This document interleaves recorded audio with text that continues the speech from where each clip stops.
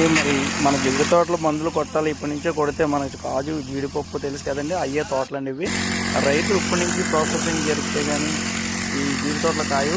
మరి రైతులు బాగా చూడండి, చిన్న చిన్న పండ్లు సాగు చేసిన పండ్ల కూరలను మన వ్యవసాయాలు చేసుకుంటే ఇలా జీవనాధారండి.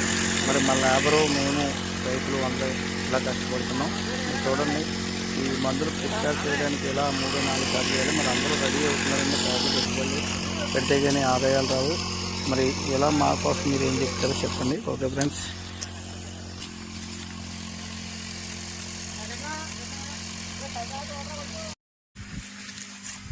బాబు, మన సీజను జీడి చెట్ల పంటకి ఇప్పటి నుంచి మందులు కొట్టుకోవాలి. మనకి ఇప్పుడు 12వ నెల కదండి. ఈ సంవత్సరం వర్షాలు బాగా కురిసించేదా పూతకి రెడీలో ఉన్నాయండి.